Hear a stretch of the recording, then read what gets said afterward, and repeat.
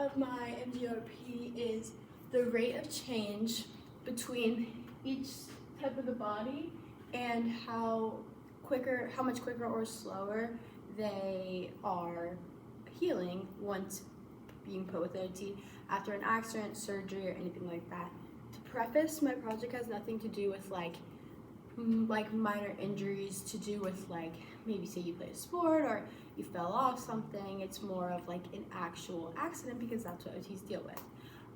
To get more specific into that, OTs work with many types of people, old to young, geriatric to preemie, but they kind of work with people to get their function back and to get them back doing everyday steps in life.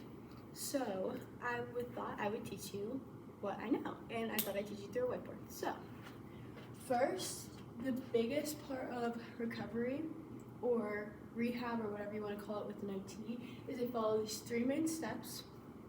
I learned this one shadowing this past year, my senior year of high school, and I got a lot of insight, so I dug into some work with that to pull some of this information out so it wasn't just like me looking on the internet. But the 3 steps are assessment, intervention, and ongoing motor function. So you always start with assessment, which I will go into, but you always start with assessment. So you're assessing your patient, what state they're in, what they've been through, how they feel. It's a lot of time where your doctor will ask you rate of 1 to 10, like those kind of things. You kind of have to assess what they can and can't do from when they're given to you. So you can also take notes on those things to track their progress. The second thing is intervention. You have to get them comfortable with you, get them to trust you, make sure that they understand that you're doing this for their own gain and so that they can get better. Last is ongoing motor function. Basically, it's to get them to actually be able to do the movement. So this is like processing, explaining the physical act, if that's easier for you to remember.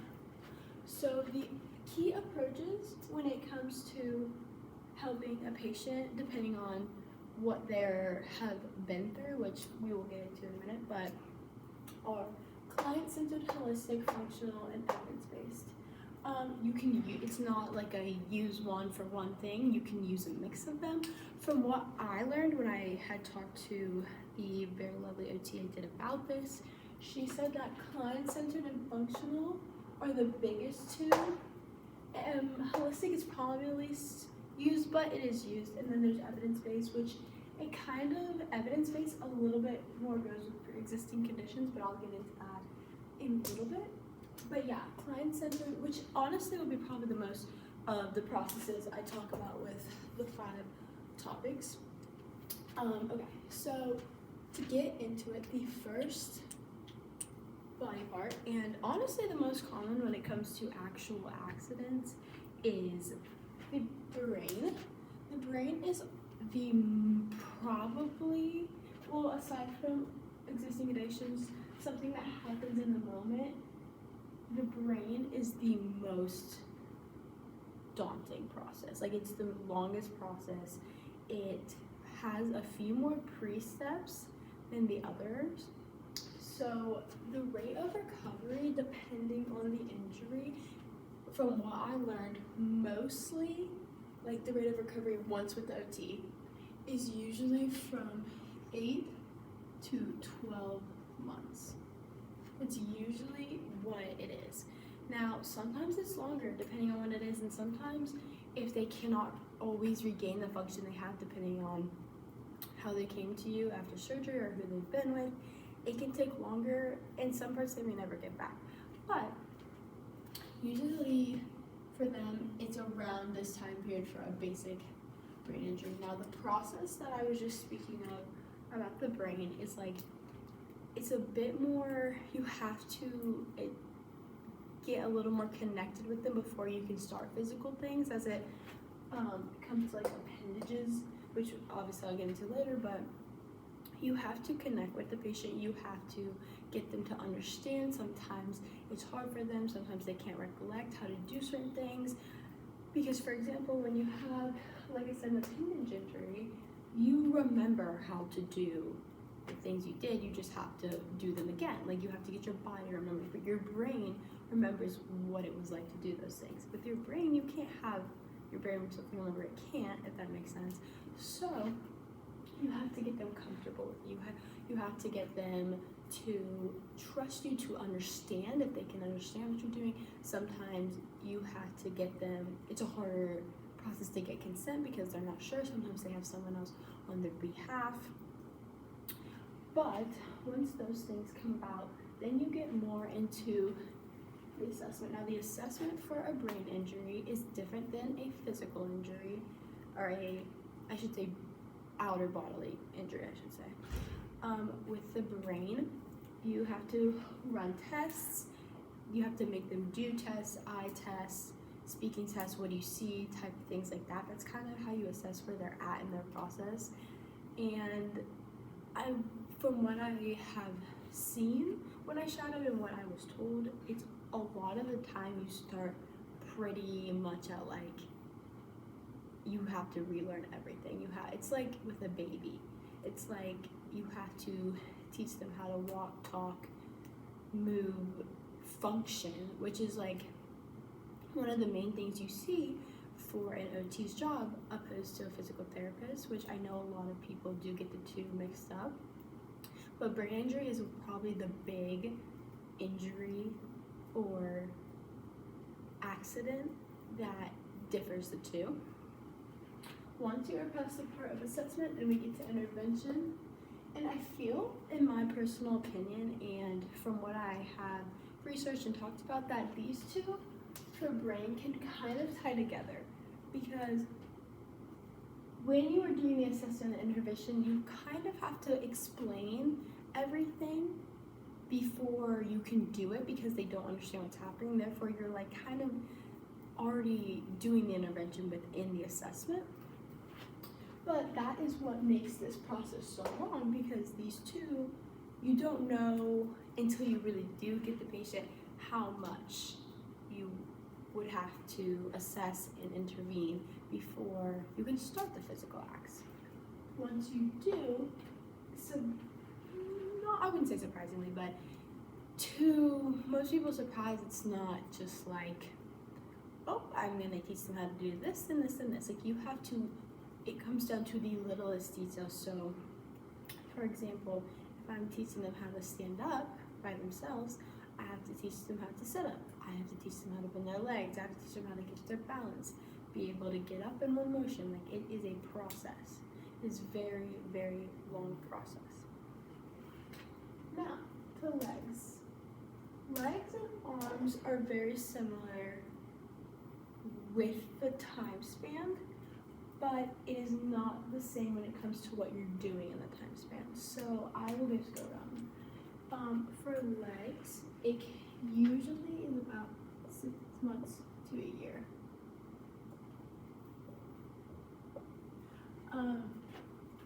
The reason that legs is around 6 months to a year is because a lot of the times with legs you see torn ligaments, torn tendons, things that need a lot of time for recovery with a mix of OT and PT. But it is very,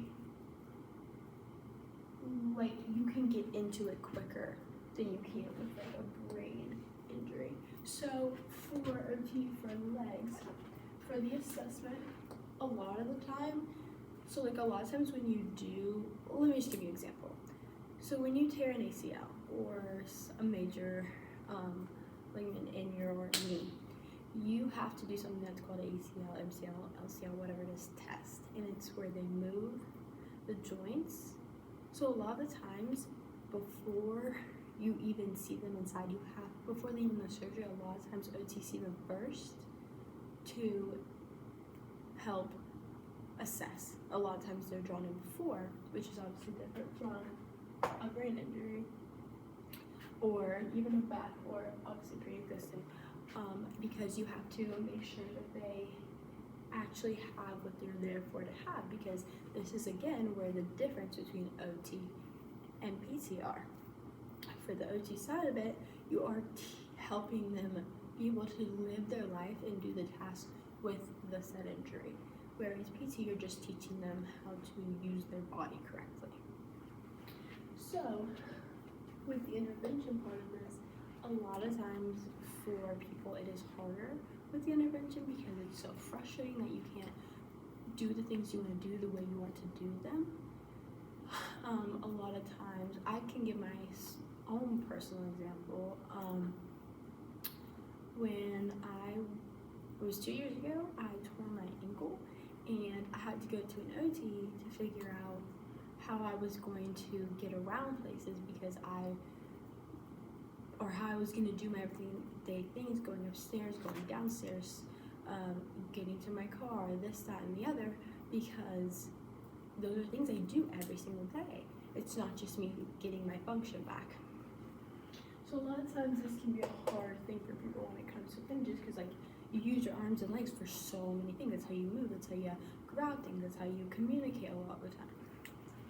Then the ongoing motor function. Now, things what you would do with your arms opposed to your legs is different because your legs, for most people, are what carry you. It's what moves you from here to there, for me to go here to now here. I use my legs, not my arms.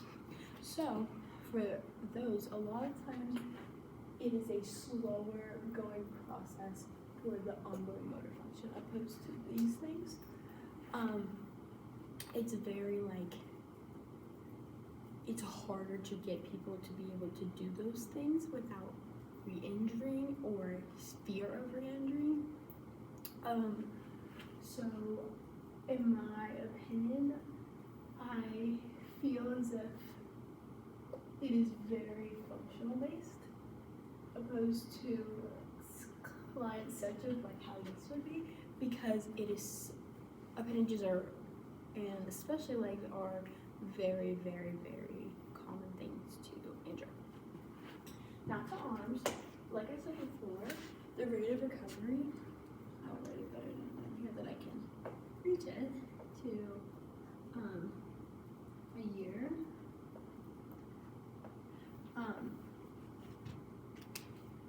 It's around the same recovery time, yet, like I just explained in the opposite way, it is different in that time span. So, where the ongoing motor function is the longer part of the legs, the intervention in the assessment, probably in the assessment more than the intervention, is longer for arms.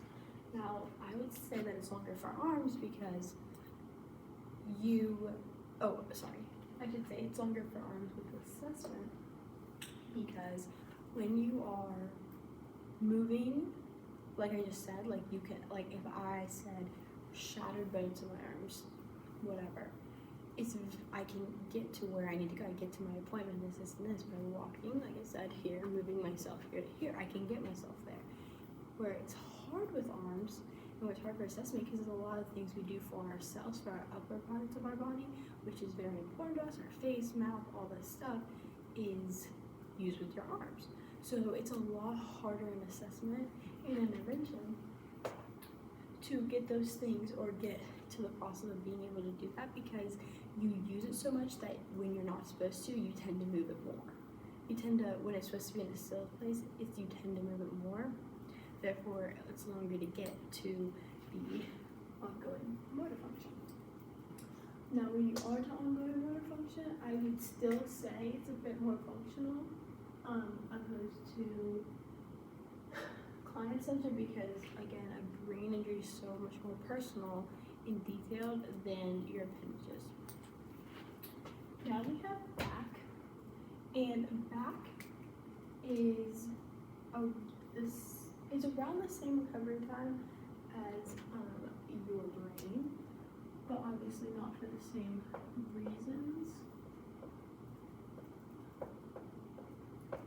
And if you need to understand, this is me saying month or year, like 12 months or a year, however you prefer to say it.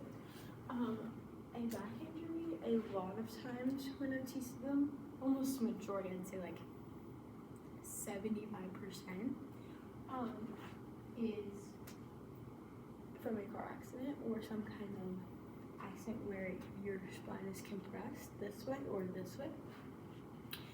This is a lot harder, I feel, in all three categories, especially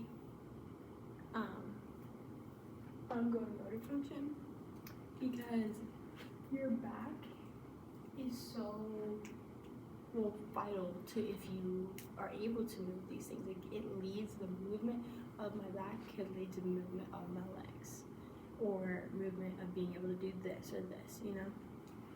So I would say it with assessment, it is pretty standard because it's not like you can just do what, like usually when there's a back injury, it is your entire spine. So the assessment's pretty standardly the same. Most of it is also, instead of having to come to where you are, is come to you because you are stuck in that place. When it comes to intervention, I feel as if it's a bit more like understanding, like the intervention for back is a bit more understanding just because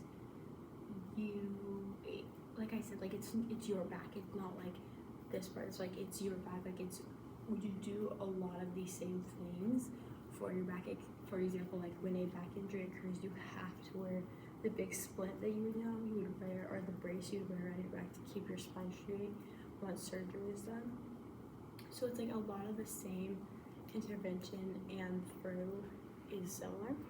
And then ongoing motor function is so much more difficult because the things you plan to do are so much more tedious and small, opposed to like, okay, we're gonna do this and work on this and this. Like a lot of it, like one session is just one thing a lot of the time because it is so much more of the recovery than to like having it stay than having it move to get better. Now lastly, pre-existing conditions for me, I'm just gonna draw this line here. Pre-existing conditions for me is a whole nother ballgame. It is one of the most common things you'll see in OT, in recovery in OT, and it has the longest, it could have the longest and shortest recovery rates. When I was talking to my lovely OT friend, she said it could be up to, I think she said 4 months to several years. So we'll say like 1+ years. Because depending, a lot of what you see is, first of all, they're a lot of the time pediatric, so you will see them for several years helping them do what they need to do or learn what they need to know to be able to function when maybe they are ready to go to school or they're ready to be in an outside environment to interact with people, you know? So when it comes to pre-existing conditions, a lot of the main two I would say that we see or that they see is autism of many sorts and Down syndrome. And to put it in perspective, this is really what, like, the process of OT is really, really like, I would say, defined by. Because, so with an assessment, I'm gonna use Down syndrome as my example, but it very easily can relate also to autism. So like, assessment for someone with Down syndrome, I have to assess what brain level they're at. So like, maybe they are 6 years old, but they have the mind of a 2-year-old. You don't really know how progressed their brains are. So I need to do an assessment of talking to them, talking to the parents. If they do talk, like figuring out what they can or can't do or do understand, so I know where I'm starting at and where I need to go on from. Intervention is basically the OT connecting with them, saying, I'm so-and-so, getting them used to them, getting to the point where they can remember you, that you'll see them often, that it's like you're a safe space, very like connecting one-on-one. especially with someone who may have a harder time, like I just said, remembering who you are, who like you need to become a constant presence in their life. And then last, for ongoing motor function, the reason that it can be up to a year or over is because you're teaching them new tasks each time. So, for example, I had this really great girl. Her name was Evie. She was 12, but her mind was about, I think it was maybe like 7 or 6, and or at least to the understanding after assessment. And we were teaching her how to keep her balance better. So we'd have her walk on things, walk over things, like have her remember where she stepped to help her memory, things like that. We would have her like hold things while she was trying to walk to see if she could focus on not dropping the said thing because she's walking, or vice versa, stop walking because she's watching the thing or said object. It's very like I don't want to say time consuming because I feel like that has a negative connotation on it, but it's very like you take a month around to get this thing down and then you move on. Or it takes a couple months to get this thing down and then you move on. When you have to be able, if the family trusts you or is you're interacting with the kid, you have to be able to teach them a lot of life skills.